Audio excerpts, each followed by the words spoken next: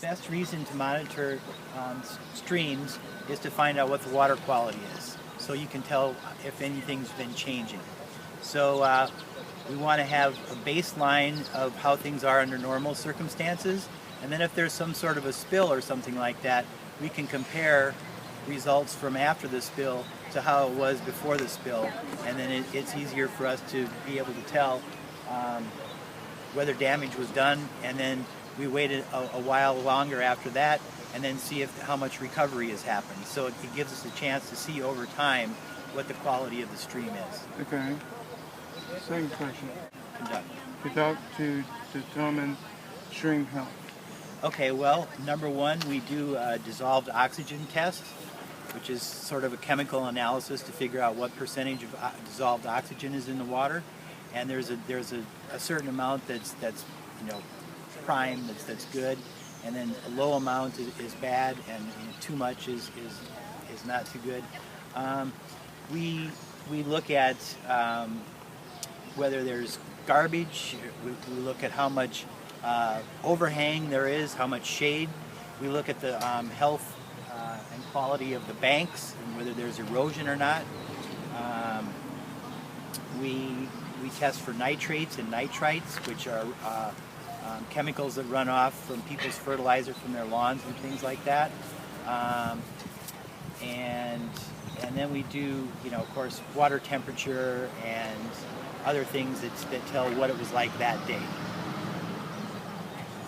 Third question. How do pH affect the quality of the stream?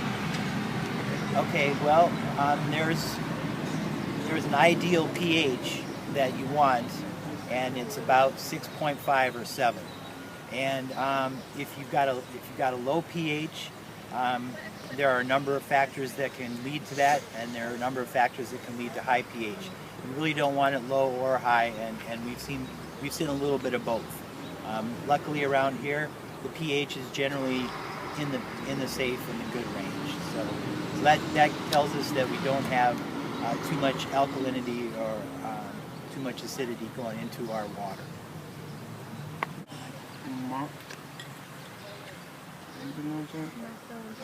Macroinvertebrates to determine stream health. That's a very good question.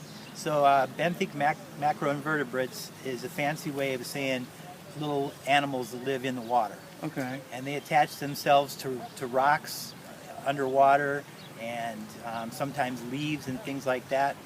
And you've got some macroinvertebrates that are very sensitive to pollution. And so when you do a sample and you find a lot of these organisms that are sensitive to pollution, that's a good sign. Then you've got medium tolerance, as it sounds, medium. But then you've got the high tolerance organisms that they love it when there's pollution in the water. They thrive in polluted water, and you don't want to get too many of those. And so you take a sample of all the organisms that you get in the net, and you sit down and with a magnifying glass, you go through and you count them all up, and then you separate them out under a microscope to find out which ones go into which categories, and then that leads to a mathematical calculation to figure out what this overall stream health is, and that's generally the more high tolerance you have, the worse the stream is, and the more low tolerance, the better. Okay.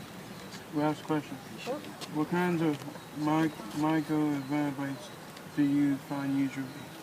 Okay, usually they're like mayfly and caddisfly and other types of nymphs that will actually grow into something else later on in life. And so those are some of the good ones that you want to find. You don't really want to find worms, and you don't really want to find too many snails, and of course you don't want to find invasive species. There's one?